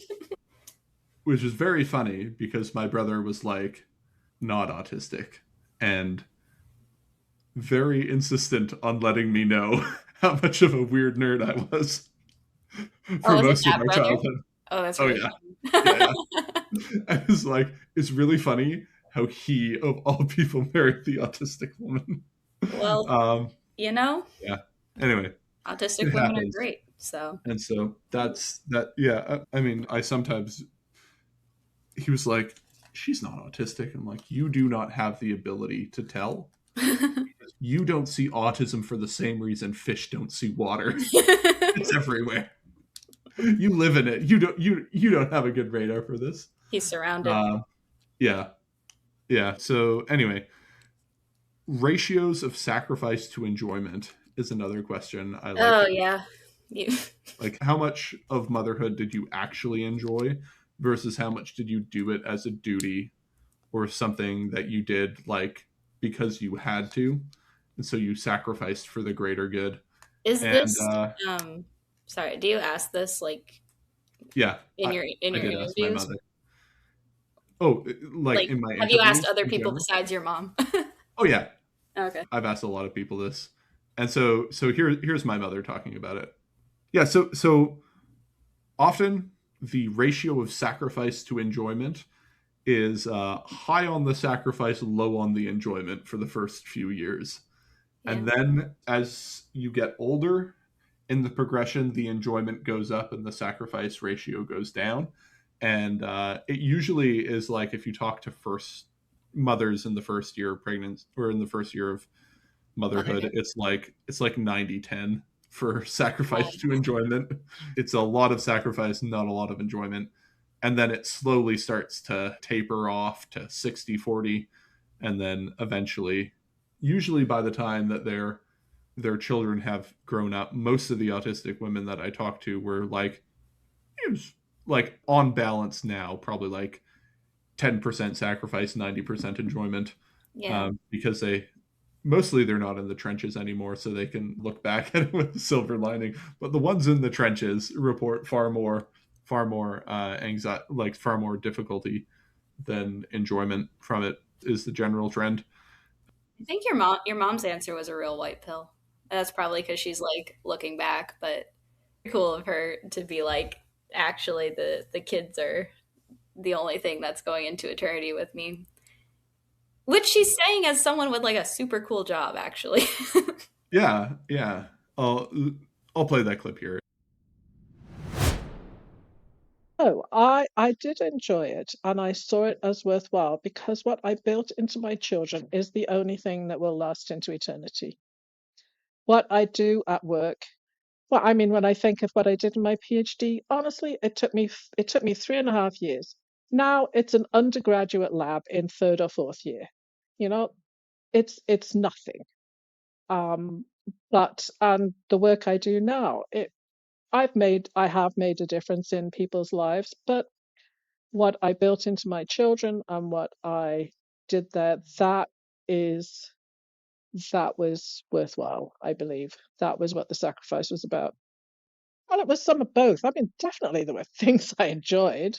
It wasn't just an endurance. There were things I also, when for the brief period when I had two friends and we would do things all together, that was lots of fun. When, if you were to put it in a ratio of enjoyment to sacrifice, what would your ratio be? I couldn't, because there's no point in trying to second guess yourself. You make your decision, you stick to it. That was how I looked at it. So probably like 80-20 sacrifice to enjoyment is what I'm getting from that answer. Maybe 60-40. Okay, fair enough. Hopefully I'll get to 60-40 one day. All right, the big thing, like when you talk about what's the worst part, there are lots of things that they bring up as the worst part. But again, I asked my mother this question, and I think her answer was pretty good. So we'll play it here because it's very similar to the answer you get from most mothers. What was your least favorite part? Berenstain Bears. Okay. I think that was it. I was also the worry because there's so much pressure on mothers that if you do the wrong thing, your child's going to become a mad axe murderer. If they're bullying people, or it's always the mother's fault. And for a long time, if they had Asperger's, it was the mother's fault.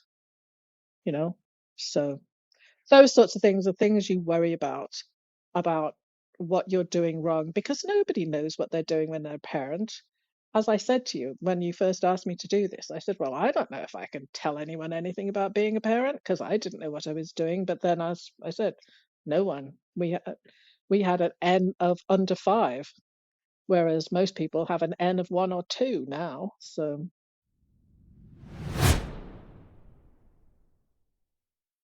So like the biggest thing they report is that anxiety and not knowing if you're doing it right or Oh if you're yeah, going to yeah, screw yeah, up your yeah. I remember child that now. Mm. is the most common thing.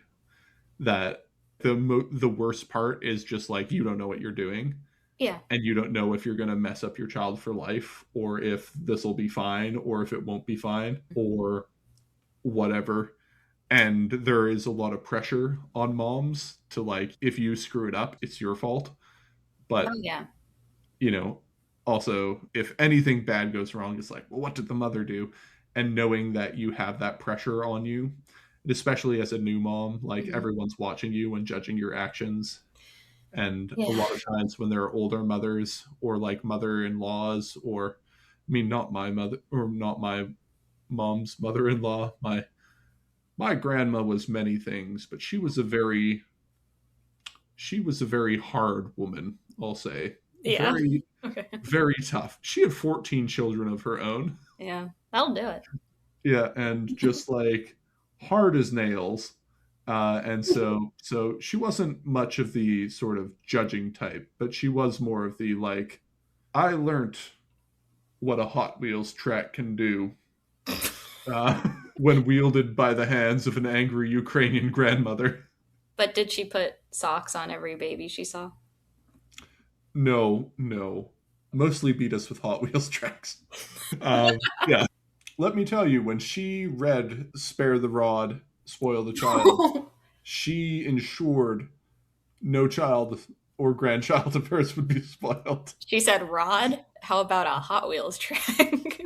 Exactly. Yeah. I mean, I joke about it. It's fine. It's fine. You seem I, I, I'm fine. not traumatized by it. It's she. Do you shake every She time had you a see lot a of Hot Wheels advertisement? no, no. No. She was fine. She was a product of her time, and a product of very rough circumstances. So Sure. I sort of, yep, I understand why you did it. Didn't love it at the time, but Fair. whatever. Yeah. So use of corporal punishment in autistic Oh, parents, I didn't ask about not this one, but that's very okay. high. Yeah. Not very high.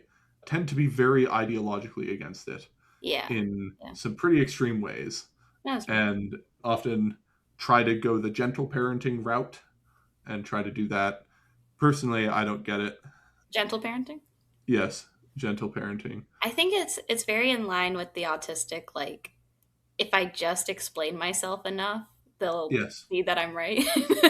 Yes. That is basically it. That like the Yeah. real problem is a lack of attention and lack of difficulty with this type of thing.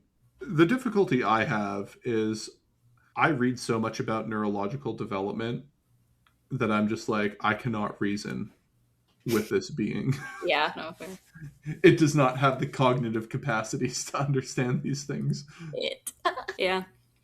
Yeah. No, that's fair. Yeah.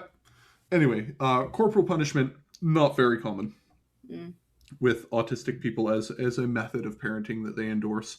But the ones that is most specific or most commonly endorsed is like a gentle parenting type of thing. That being said, most commonly endorsed is like 15% of people. The rest are just like, I don't know. I just do what makes sense. Yeah, okay. Yeah, going in yeah. without a plan. That's Yeah. me. So often there's a plan, and the plan is like, I will do whatever makes sense and what is appropriate for this stage of neurodevelopment. A lot of reading about neurodevelopment and like reading books about child development is usually how most autistic parents in general cope with it. Is that what you did? Yeah. Cool. And like, okay, what should I expect at this stage? Didn't help at all. Oh, Like, okay. I'll save myself the not trouble then. not helpful. Okay. Don't bother. Yeah. Just like, That's good. Knock that off my if chest. anything, made me wildly more scrupulous Oh. because I'd be like, oh no, my baby is not meeting this thing that it should be doing at 6 months. Mm. And then I'd talk to my wife and be like, I'm concerned that our baby is not meeting her milestones. And my wife would be like, John, you moron. She met that milestone 3 months ago. You are just literally interpreting this. So Oh. you are overreading what it's saying here. And Wait. like you are taking it way too literally, and this is not what this actual developmental milestone looks like. Here is an example of what it looks like. Okay. I might Luckily, have my to go wife is a reassess some nurse. stuff actually now that you mentioned that. Yeah, my wife is a nurse, and so is much more familiar with navigating medical system things than I am, and so Yeah. many times has been like, no, you are hyper literalizing what is being said in this book. She has already met that developmental milestone because it actually looks like this, not these exact words in this exact way that you are specifically talking about. So anyway, didn't help, sadly. But That was so anyway. autistic of you. Yes. Finally, success factors. What when people report good outcomes and bad outcomes, what are the most impactful things and the least impactful things? Most impactful is your husband or spouse. So if you have a good husband who contributes to raising the children in whatever way that they do, like if they put in an effort, basically, that's a really big factor. Yeah. If if you can reliably share responsibilities with them, if you could reliably hand off the baby to them and not worry about your husband being incompetent, if you are on the same page with respect to like your values as parents and your parenting strategy and your goals and the ideals that you want to embody when parenting and style and strategy, if you're all on the same page with that, you'll be fine, Yeah. basically. and that's a good indication of success. If your style of parenting is different, that often causes an enormous amount of friction. Yeah, I could see Um, that being a problem. yeah, or if you have different like ideals or goals for how children should be raised or what Hmm. the child should be like, that is like an enormous point of friction. Next big success factor is financial stability. Yeah, So that one sort of obvious, speaks for itself. makes everything easier. Yep, you can throw money at your problems as they come up. I'm Familial always. support is a big thing. Yeah, so I will say, especially when they have disabled children, being financially stable is like the biggest thing, Yeah, because a lot of times your life as a mother becomes being your child's disability support social worker. yeah, and And you so have to pay to like get help for any of it.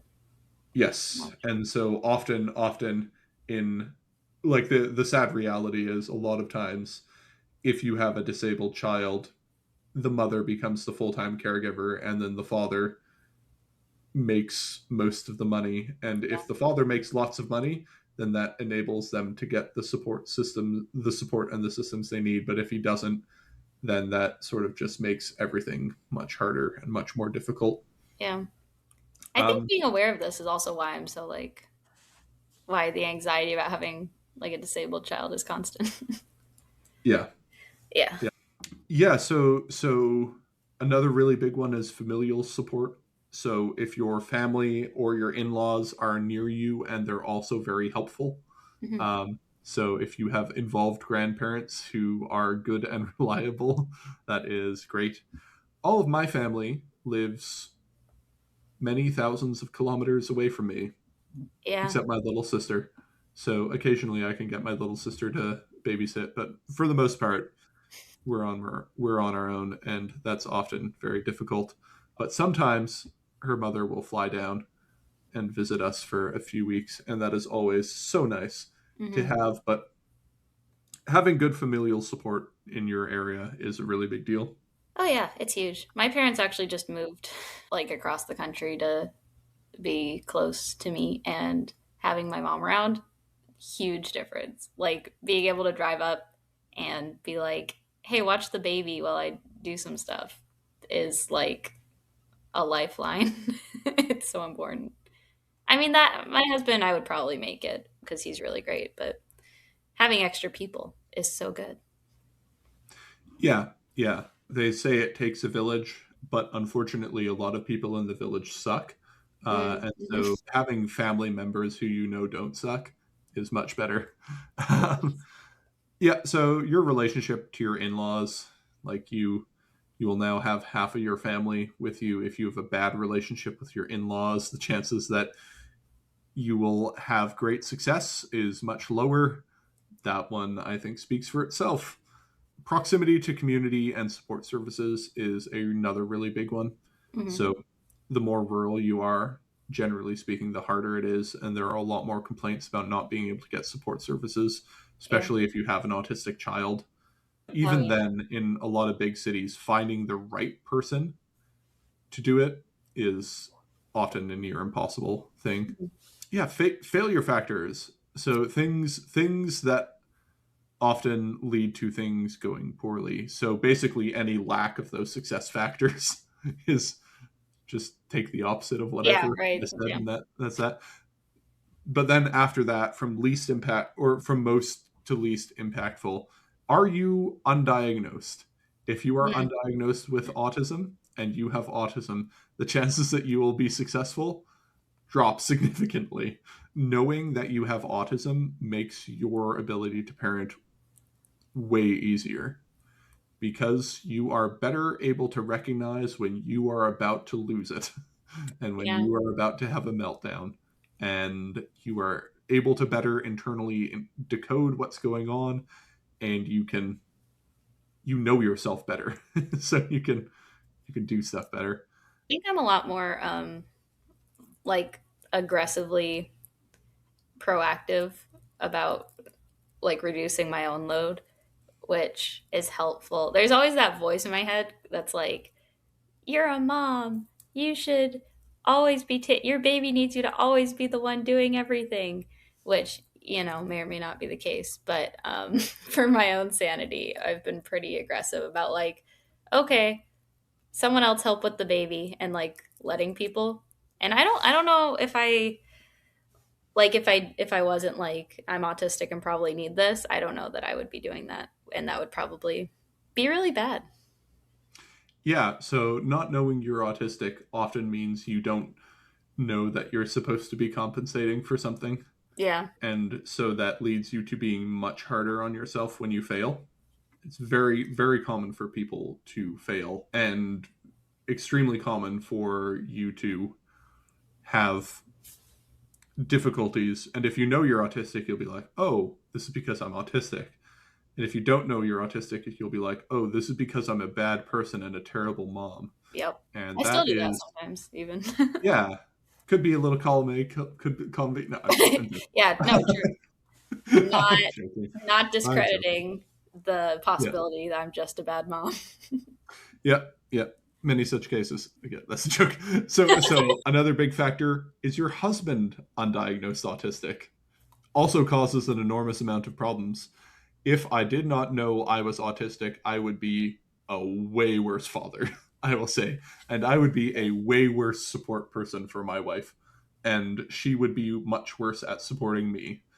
I am so glad I know I'm autistic, because if we got to this point in our life and that was not the case, yeah. Yeah, that'd be bad. Anyway, if you have untreated mental illness, that's another Well, really big I mean, failure that just factor. complicates everything. Yes, yes. If your child is disabled versus not disabled, and then the severity of how disabled they are, Yeah. the parents who have autistic children are having a much harder time than the ones without it, Yeah. even level 1. God bless you guys, honestly. Yep. I hope I'm never in your position. And then the final failure factor is did one spouse deconvert and the other one stay Christian? Oh, that would be tricky. Yes. You know what my So husband said to me the other day? I forgot what the context was, but he looked at me and he was like, Maddie, I think the biggest thing we have in common is that Christianity is our prior. yes.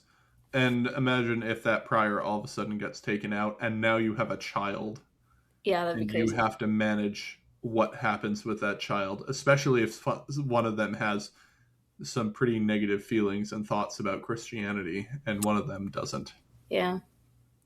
I always Yep. say that as far as interdenominational dating goes, the only thing you really need to have figured out before you get married is whether you're going to baptize the baby or not. And so I imagine this puts a similar wrench in that situation. Yes, and often a very, very bad wrench. Anyway, yeah. Final question I always get asked: are there any good resources for autism parenting or good autism parenting books that I can read? No. At least not that I've read. This is not for a lack of trying. If you do have any good recommendations, let me know, and I will make sure to pass them along. Generally speaking, the best thing I found is to just read autism books to learn about yourself, read good parenting books, and then attempt to merge the two in your mind. Are there good parenting books? I don't know. I have Okay. never read one. I like my general stance on advice is that I just throw it out because it almost never applies to me. So I don't know like what parenting book would work really well. Yeah, I don't know either. I have Hunt I'm Gather not. Parents sitting on a shelf somewhere, but I haven't read it. Yeah, I listen to a lot of autistic mothers give advice about parenting. That might be good.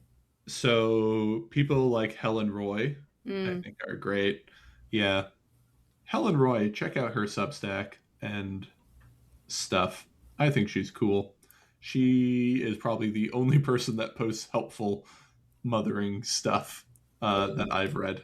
That's true. Yeah, No, there is a thing where, and this is kind of where the Christian thing comes in, but like being so unable to relate to like other autistic, or no, not other autistic, other moms, especially like other Christian moms, just because of all the stuff that we mentioned previously, in order to like find anyone who's parenting in a way that seems feasible to me, I had to like go online and like just find people on Twitter, like moms on Twitter who happen to be autistic, and often they're not Christian. So Yeah.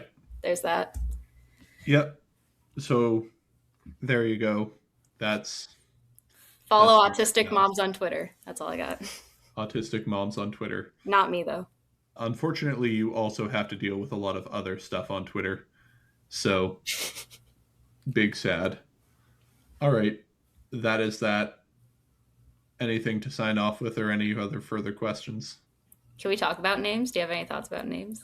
Oh, yeah, names. So, most common names are, surprise, surprise, Bible names. What? No way. No, that Crazy. makes sense. Yeah, so the most common names are Bible names. Often State uncommon names? Bible names, though. Uncommon ones. So, I have found one or two Hezekiahs, No way. That's good. which is not a name you typically find. Also, saint names, going for more obscure saint names as well. Generally speaking, autistic people they're like Mormons in that they name their children some really weird things sometimes. I believe that. Well, So, there's like a nonconformist bent, right? You don't mind yeah, giving your child a very unique name.